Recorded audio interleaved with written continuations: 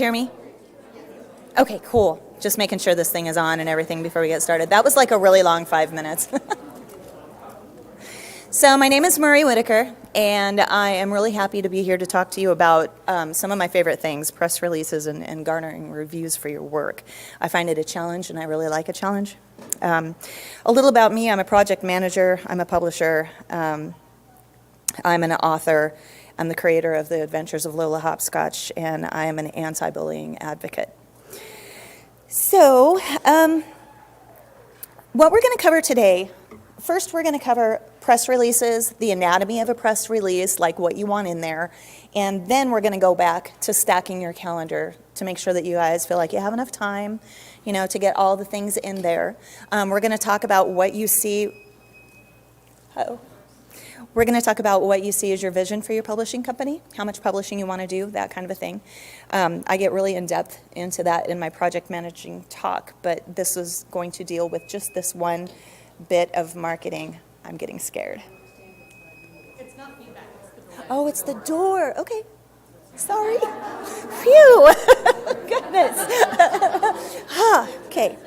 All right. So up here you see what we're going to be doing is telling the right influencers what they need to know and when they need to know it, you know, about your books and your projects that are coming out. Okay, there's kind of a system that works really well, and you know that publishing just it tends to move really slowly, and I'm going to go ahead and tell you that it's okay to embrace that, because if they're not going to rush, why should you?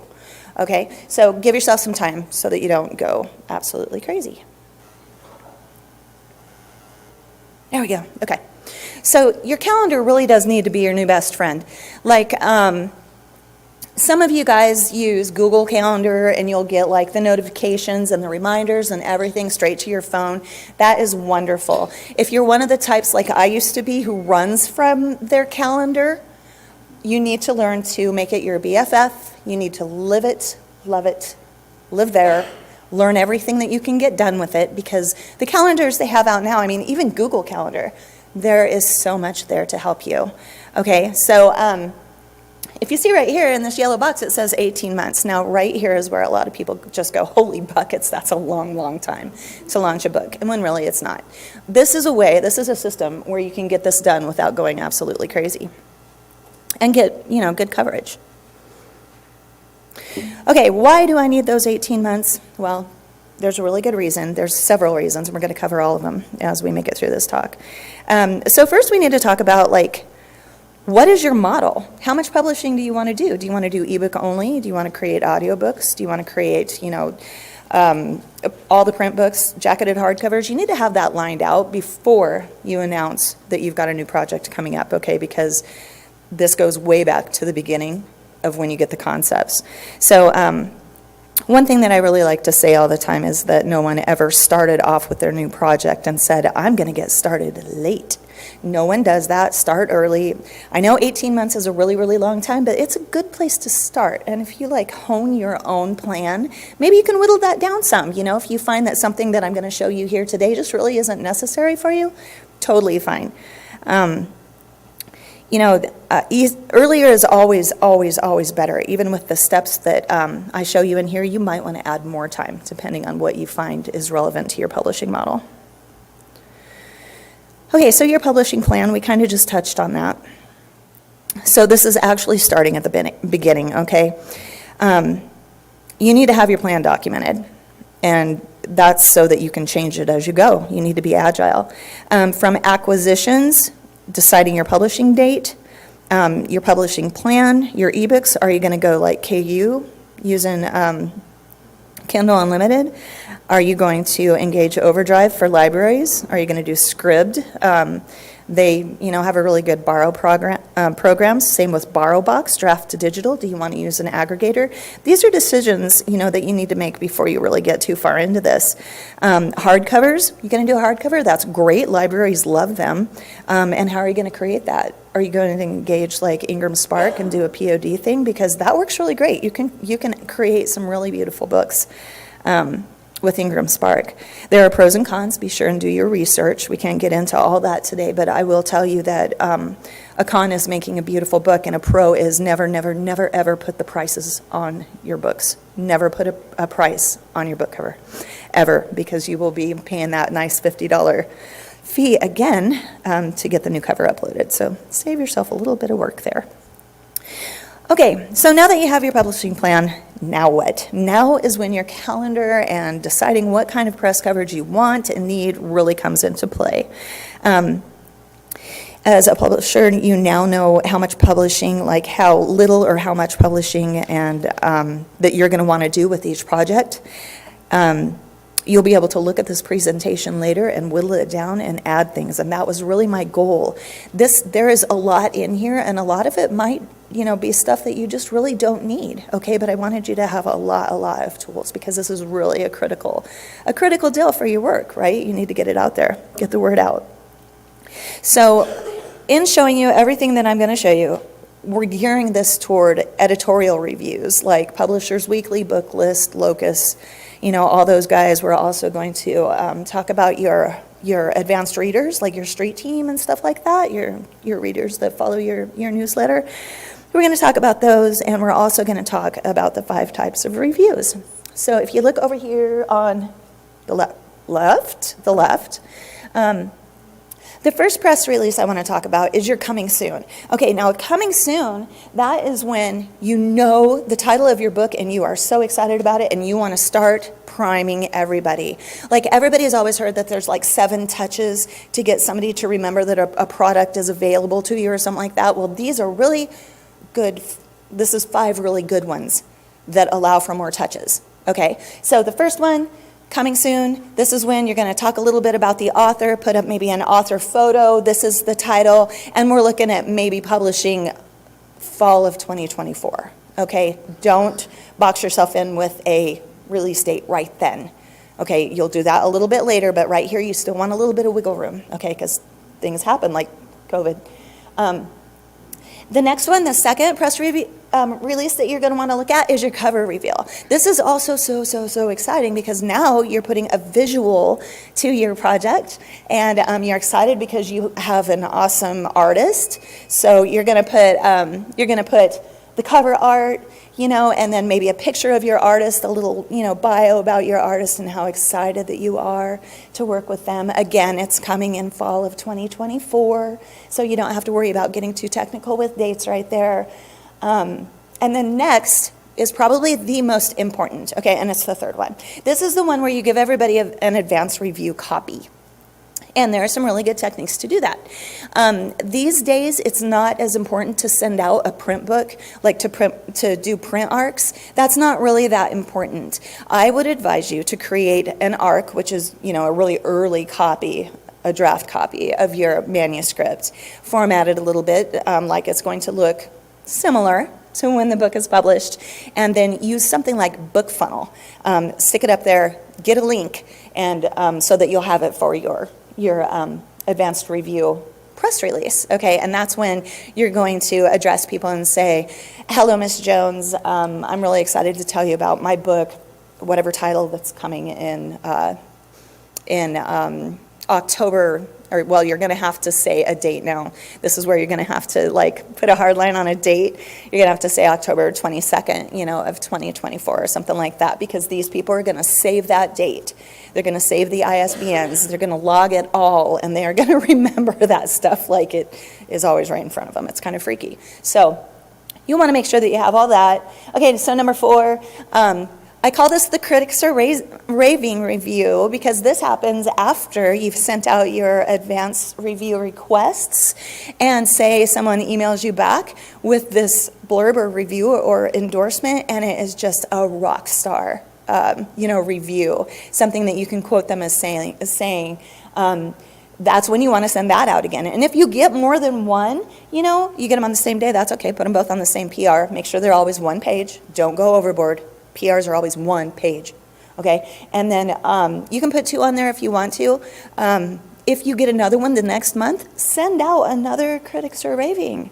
You know, you want to touch your readers and your fans as many times as you can with this project that's coming out. You don't want them forgetting, okay? I'm sorry? You're sending your advanced review PR to your reading team, like your street team, that do advanced reviews for you, you know, with a free copy of the book early. You're sending it to Publishers Weekly, Book List, Locus, anybody that you want a review from. Say you're a huge fan of Jonathan Mayberry, and you're like, hello, sir, would you mind reading my book? I would love to know what you think of it. There are New York Times bestselling authors out there that love to do that, okay? Can you say those again, those sites? The sites, Publishers Weekly is one of my favorites. Book List is awesome. Library Journal for adults, great site, and they're also attached to the ALA, the American Library Association. They have Student Library Journal if you do YA or kid stuff. There's Locus, Kirkus. Those are the big editorial reviews. You know, there's also bloggers. If you know bloggers or you follow bloggers or something like that, send them a copy of the book.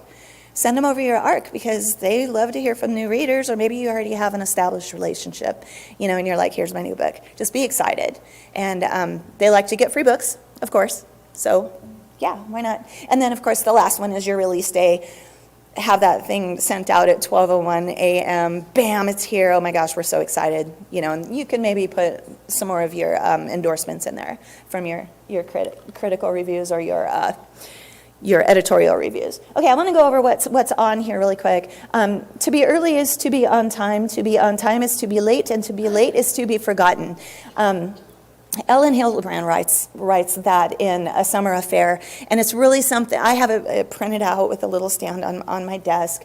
It's just something to remind me why I always want to be early with everything. I'm a project manager, and to be late actually makes me really twitchy. So always be early with this stuff. We're giving you 18 months here. You know, you can wiggle it and bend it and be agile with it. Okay, some things that you're going to want to have on hand, like as far as assets.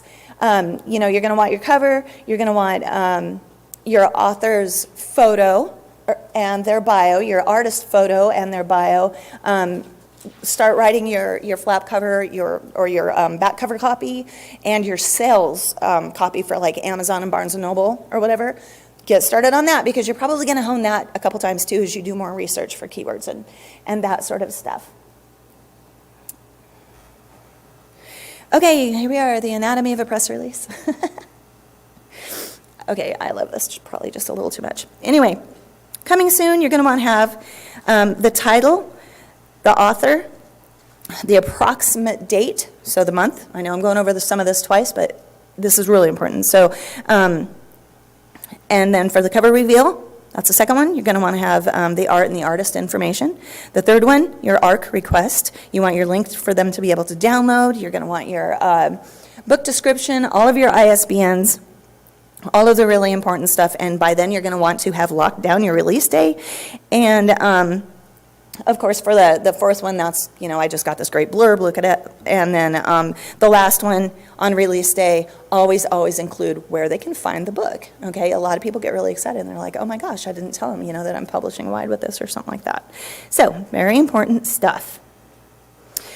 Okay, so this is one of my most favorite press releases I ever did. Now, ironically, this is also one of the first, but at WordFire Press, I work for Kevin J. Anderson. He writes Dan Shamble, zombie PI fiction, and they are so funny. They're really funny stuff. But this is a PI zombie, and Kevin tasked me with creating a press release when we'd only been working together for a month maybe. He's like, all right, you give this a try. And I was like, okay. Well, he really liked the hook. Murderous chickens, a literal bloodthirsty mob, and gangsters at the Monster Chow Factory, and a mysteriously cute little vampire girl. He really loved hearing a monstrous cluster cluck of a mystery for a zombie PI. He thought that was great. So I figured this was a pretty good score. But this actually gives you the the top of the page to look at. You see how you've got your cover over here, you've got your hook up there, you've got Monument, Colorado, or, Philadelphia, PA, wherever, the name of the press, how proud you are. The book description, make that the same size as the cover, so the same height on the page, One paragraph is better than two. I have learned that. So you want to keep it concise, like you're writing a short story instead of a novel. Here's the second half of the page. So you always want to include some sort of a contact us, blah, blah, blah. Of course, this was where that link would go. Click here to download, a copy of the book for advanced review. And then you're going to have your author information. Kevin J. Anderson has done all the things. And then down below, here's the title, here's the price, the ISBN, all the really important stuff. I've got a couple of other lines that I'm going to show you because, like I said, I created this in 2016, and I have learned some little nuggets. So let's move on. Okay, so this is one of my favorite slides just because it shows all the little cards and, So elements of a press release. All of these elements, every single one of them, goes in the ARC release, number 3, press release, okay? So your name and email, just like a formal business letter, your name, your email up there in the corner, your location, Monument, Colorado. Dear Mr. Smith, notice how that doesn't say to whom it may concern. This is all about making relationships. Don't send it out into someone's email box saying, dear editor. You know what I mean? You want to do a little research and find out who's going to actually receive this bad boy so that you can make that relationship. Introduce the book. WordFire Press is proud to present Tastes Like Chicken, blah, blah, blah. The hook is just as important on this document as it is on your Amazon sales page, or if you're pitching it to an agent or something like that, okay? So the hook has to give them the flavor. They have to be able to tell if it's like a comedy, a romance for children, or, if it's like horror or something like that. These readers are very astute, and they're going to look for those keywords in that hook. Okay, so make it a good one. And then, you've got your click here to download your copy. You've got your book cover and the book description that are the same size. For author interviews, now you can make that author interviews line, you can make that say whatever you want. If you have questions, contact Marie at WordFire. That's just fine, too, as long as they feel comfortable reaching out. It's really important to build that relationship. And then you've got the author bio after that. This title will be released on month, day, year, so here's where you're letting them know when exactly to expect that book. In trade paperback, you're going to do a hardcover, you're going to do an audiobook, whatever. And then there's that block with your ISBNs and the prices, okay? They have to have that to do a good review. And then this blue one, this title is meant for an adult audience. There are no illustrations, there is no index in this book. This book is meant for children ages 3 to 9. There are 25 images in this book. You see what you're doing there so that they know what to expect as far as like the picture book versus, whatever. Really important. Thank you for considering my book for review. Be thankful, be happy, be enthusiastic. These are your babies. You're trying to get them out into the world right. Okay, next. We're going to touch on these one more time because I'm going to tell you when in those 18 months these typically happen, when it's a good idea to do these things. Your first one, okay, so you're starting at 18 months and you're moving backwards, right? So between 18 and 15 months, you're going to want to get your coming soon out there. Okay, you want to start creating buzz. You want to let your super fans know that, the next book is on the way. Start creating that good buzz. Cover reveal, do that before 12 months. So somewhere between that 15-month and 12-month, in those 3 months, go ahead and do your cover reveal. You're going to have so much going on anyway. You're working with your artist. You're working with, keyword analysts or whoever, all the contractors that you work with to create your stuff. Don't worry about being bored. 3, advance review request with the ARC link and download it and, please give me a review. 6 to 8 months. Do not send that out any later than 6 months. The publishing world moves slowly. They want all that time, and if you send them something and they don't have 6 months, sometimes they just won't even look at it. Okay, so give yourself a leg up here. 4th, Critics are raving. Anytime after the ARC and you get a beautiful endorsement, review, blurb, something like that, go ahead and cook up a press release about it, put it up on your social media and stuff like that. That's what this is all about, is getting the word out there again so they see that title one more time. And then, of course, release day, tell them where they can find the book. Have that go out at 12:01 on the day it's released. Okay, also, we kind of touched on who to send these to. I would pretty much send them to everybody who likes to read your work. Lots of times, we end up with like this big list of reviewers that we choose, hey, I remember Patty over at I Smell Sheep likes urban fantasy. I'm going to send her this book.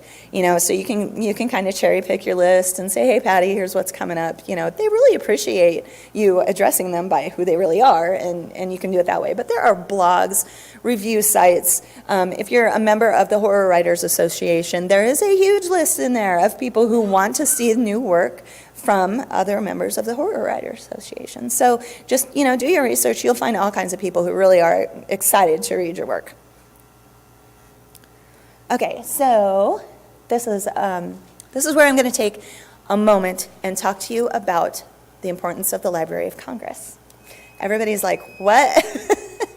So the Library of Congress is actually a really great publishing tool.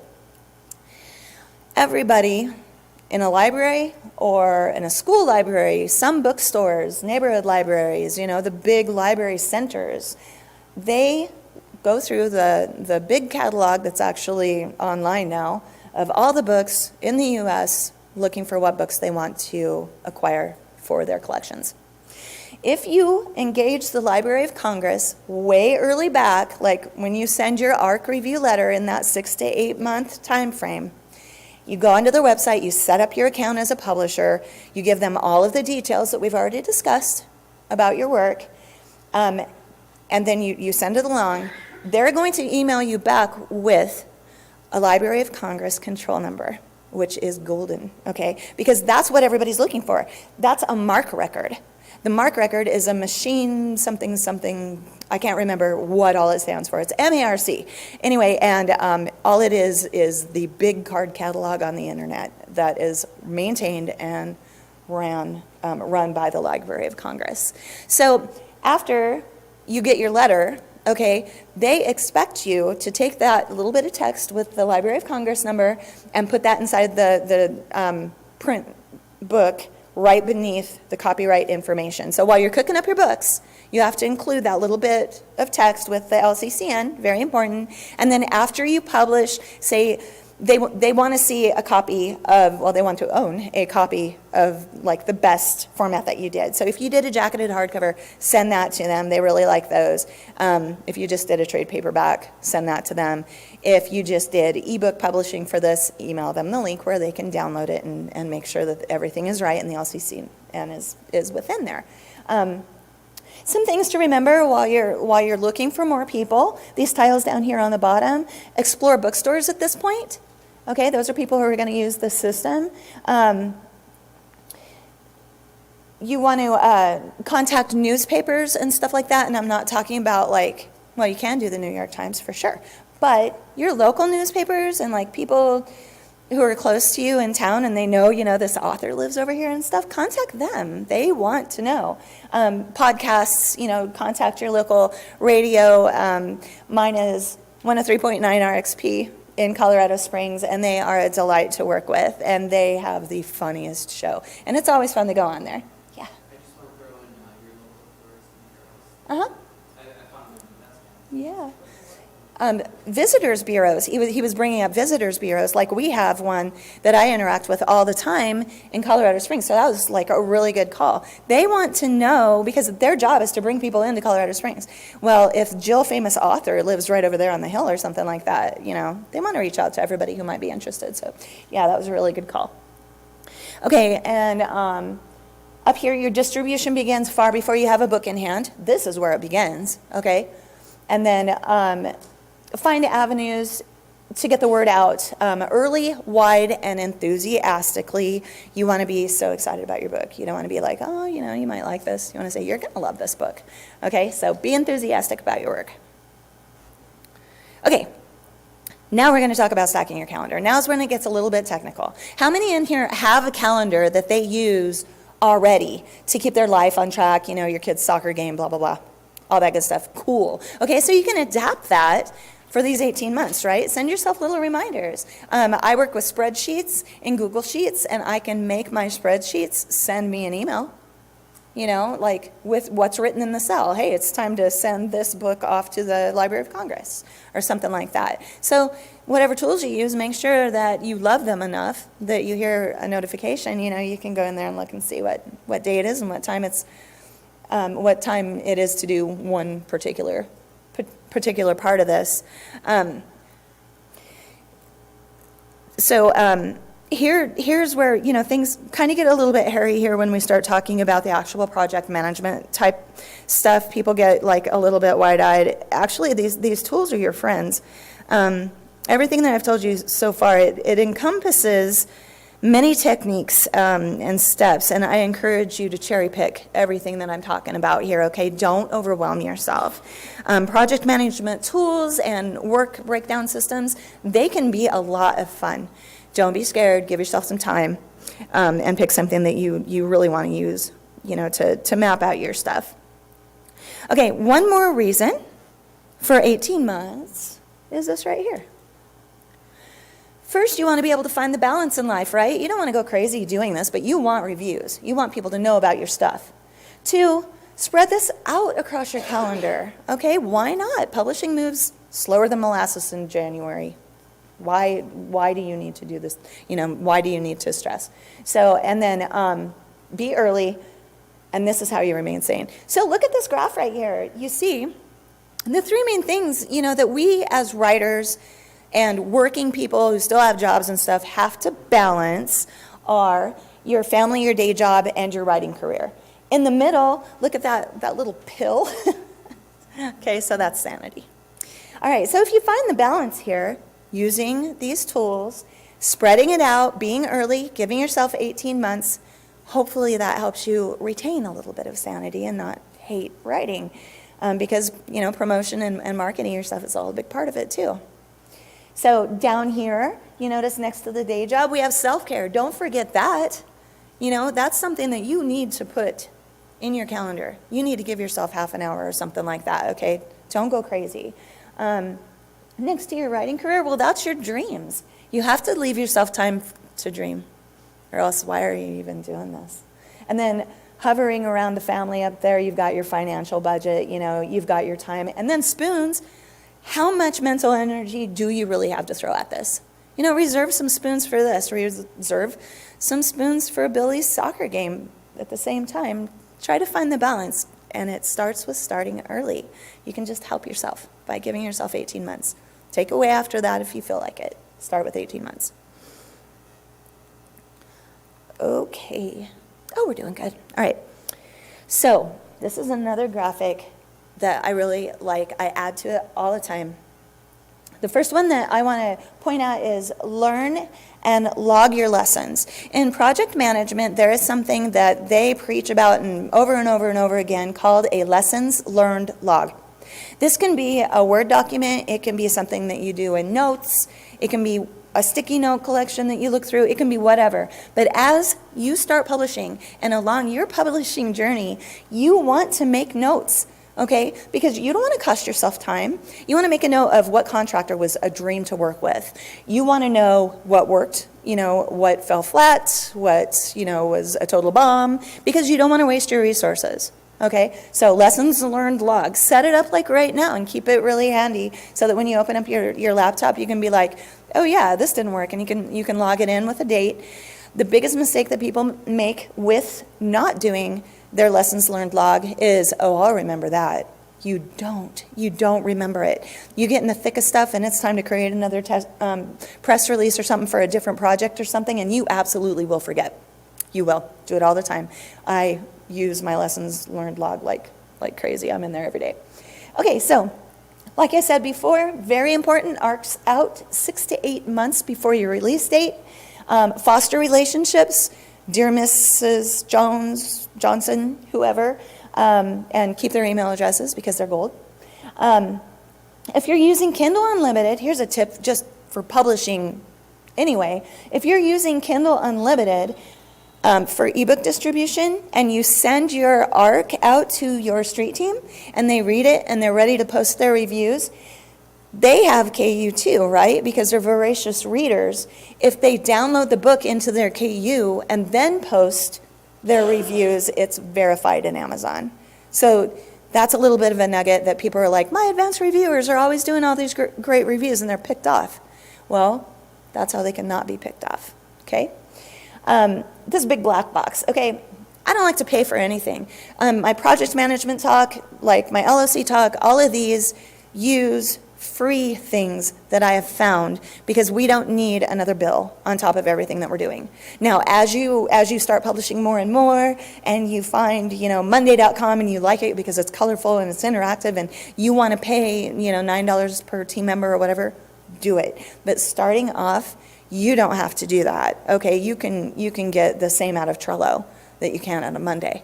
So, don't purchase coverage either, okay? Don't purchase your tools at first and don't purchase coverage. I think it's Kirkus, you have to send in like $400 or whatever. Nope, because you can get great reviews from Publishers Weekly and they just want to know what's cooking out in the publishing world, okay? So you don't have to do that either. If you want to, more power to you, don't have to. The next one, you need to be thankful and say it all the time when someone emails you back with a wonderful review. One way, one really nice thing to do, you can just come up with little itty-bitty things, ways to reward your reviewers. Like, everybody likes to get an e-gift card for $5 to Starbucks or, something like that. Just if someone sends you a glowing review or something, just let them know what it means to you. It's killer important. You want to retain your relationships and make sure that they know that they're appreciated. A human with a name, always address them, to a human with a name. And then you guys, I'll try to get my slideshow up in the Facebook thingy because I don't think they're up in there yet. They might be, but I don't think they're up in there. Okay. Huh? Yes. Okay, good. All right, so this is Trello. I was just talking to you about Trello. I love Trello so much. You can click on any one of these little lists in here, and you can drag them around to different days and stuff like that. This is really general. You can put something together that works with you. This is integratable. Is that a word? You can integrate this with Google Gmail and your Google Calendar and all kinds of stuff. It's called a power-up. What I've done here is I broke it down into 3 different lists on this board. Months 1 through 6, here are the ideas that you're going to be doing in those first 6 months. Months 7 through 12, you can kind of get some ideas here. I've given you a pretty good idea, of when you're going to be engaging people already, right? But these are ideas. Outreach, when you're going to be doing things, when you're going to add your LCCN to your print files, just that sort of stuff. And again, you're going to be agile with this, right? Being agile, you have to be agile in today's market. You have to. You can't be set in stone, allergic to change, and worried about everything. You have to be willing to change how you go about doing this stuff. You have to be like learning all these good tricks that you're picking up at 20Books. You have to be willing to give them a try. Okay, and that's what I mean by being agile with your publishing model and stuff like that. There are so many integrations that Trello will do for free. You can just start with a free membership. You can do just about anything for free. Now, it's always, just like all the rest of them, it's always going to be trying to sell you the upgrade, so that you can do this and that. You just don't really need to. And then use Google Sheets to make your lists of everything that you have going on. You can integrate these back and forth together, and they will talk to each other quite well. One of my favorite tools, so I really wanted to show you that. Okay, so we're still doing good. It's time to show you some results. So these are 2 of my favorites. Some press that I garnered for Alan Dean Foster, who is one of my favorites. He's an awesome individual. He sent us Madranga 3 years ago, and we published it. I did everything that I've just told you about here, and I ended up with some wonderful coverage. Of course, starting off with Alan Dean Foster, did help. But these are two of my favorites. Okay, so when you get a quote or a review from Publishers Weekly, they don't send you this. They send you this, but it's in something bigger. It's in an article on their website, right? They'll send you an email, hey, we reviewed it. Here's the link, check it out. You go over there and you will see a big write-up, okay? Here's everything that happens in the book and here's what this reviewer thought. Well, this is what they thought. This is called a pull quote. Okay, so I went over to that link and I'm like, oh my gosh, this text right here is golden. I'm pulling it out of that quote so that I can put it on the cover of the book, or I can, put it up on the website. Whatever. You want to put these on your Amazon editorial reviews section, like down below the book description, how they have a section for editorial reviews. A lot of authors don't use that space. It's for this. And it can be from these guys, these editorial reviewers, or it can be from anybody, a blog, whatever, line. Put it in bold, make people look at it. So whenever you quote one of these reviewers, it's always italicized, of course, because it's a publication. There is no apostrophe in Publishers Weekly. I learned that the hard way. They wrote me right back and said, hey, there's no apostrophe in her name. I was like, oh my, I'm so sorry. That's an M dash, not an N dash, and not a hyphen. It's not two hyphens put together. M dash, okay? I think it's like Alt 0151 on your keyboard. That'll give you an M dash. And then, of course, italicize whatever publication gave you your review. But these, like I said, I was really excited about that. This is a nice duo to show people, about this book. If I get one from Library Journal too, I call that a trifecta of wonder, because, they're three of the top, and that means that those reviews are on the library sheets as well, because Library Journal is awesome. Okay, so let's see. All right, that is the end of my presentation. This is just a little bit about me, where you can find me. I have a little bit of time, for questions, like about 8 minutes or something like that, that I always try to build in, because we have a lot. And yeah, please come to the mic. I was asked to ask you guys to come on up there so that I can hear you better and everybody else can hear you. Yeah. Thanks. Thank you. I have a series. One came out, first book came out in September. The other one's coming out 2 weeks, and third should be out in April. Okay. Did I lose my chance to get into Library of Congress? Somebody one time told No. me you can't do it So after the beauty of the book. Library of Congress is you need a month. You only need 30 days to get your stuff into, let me get over here, into the Library of Congress. Okay. So when you list it, there's a drop-down menu, and that asks you what month and what year. As long as you're back 1 month from the month that's coming up, like right now, my cutoff is November for announcing in January. You see what I mean? Yeah, but what about the first book in September? The first book, Can I so still put it there in are there? ways you can contact the Library of Congress directly, and you can ask them to create a MARC record for you. A lot of times they won't, but if it's a book that they know something about, or they're really ecstatic about, or, it's a genre they don't have a lot of, just whatever, which is kind of unlikely because, huge. But a lot of times they'll let you send them a copy of the book, and they will establish a MARC record from Does it that. make sense to do it for the third one? The If I third didn't one- do it for the two? You could probably do the two. The first one, you're going to have to write them and ask. Yeah, But the second and third one, yeah, you're good. okay, thank you. Sure. It really depends. I would say no. There might already be a MARC record out there for that book. If someone walked over to their neighborhood library and asked for the book, there's a MARC record. So probably not a good idea. Your examples all started with Wandering River Press is excited to announce. I don't often promote the little company. I usually brand it myself. Is there a reason to always use the publishing company in the press releases? There is. The big editorial reviewers, lots of times, don't like to work with self-published books. I've never worked for one of the absolutely huge publishers, but everything I've ever sent Publishers Weekly, even my own stuff, they've looked at. So, yeah. So I love all the things you shared. My problem is that when I finish a book, I am so excited to get it out there that it's often, as soon as I possibly can do it, that I'm publishing it. So from your perspective, you're talking about planning 18 months ahead.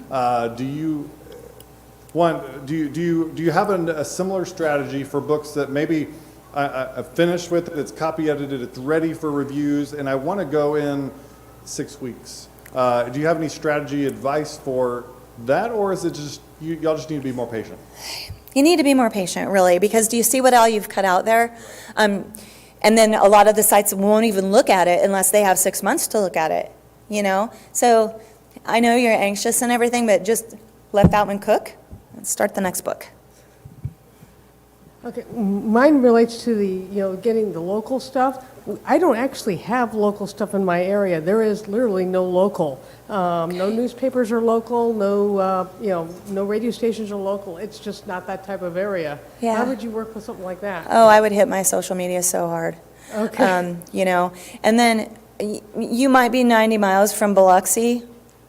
Go with the next biggest. The problem is, it's Washington D.C. There is no local in Washington D.C. It really It's all is. Washington D.C. Yeah. country. I would do a little bit of research on what markets do the coverage that you want for your project, and then find out how to contact them.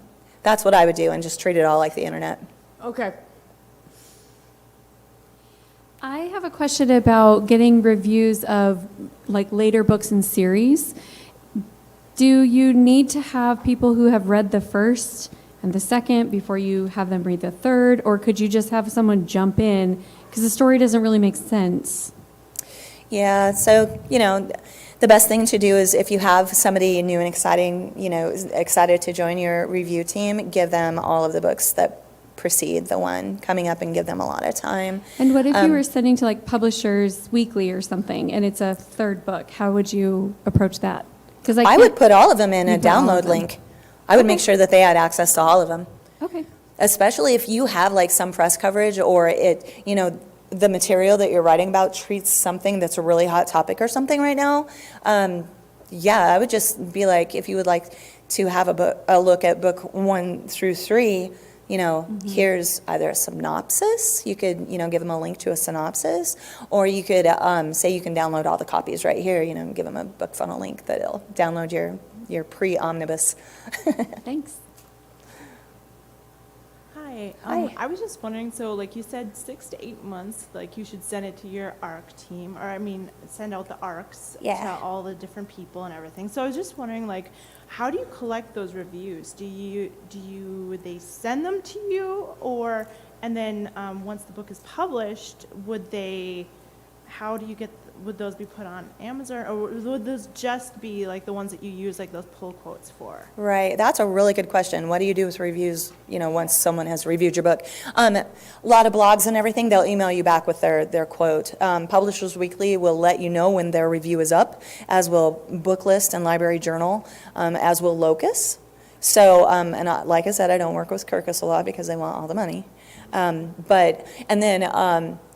Also, when the book comes out, if somebody that you sent it to didn't hit you back, with a glowing review or something, do a Google search for your book's title, because sometimes these things fall through the cracks.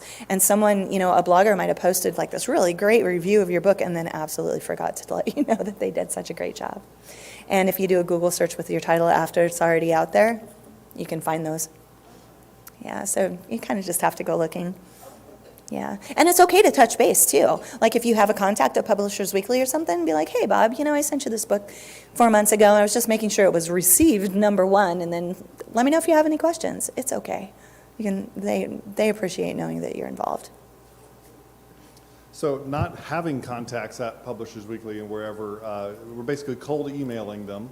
Do you advise, here's my book and here's my link, or is it contact me if you would like a book? Okay, so no, you give it to them in the press release, a link to download. So Publishers Weekly has a website with a really nice dashboard that you go and upload your information into. You don't have to email those. I get emails because somebody will say, hey, I had a question about this book you just uploaded to the website, and I keep that email.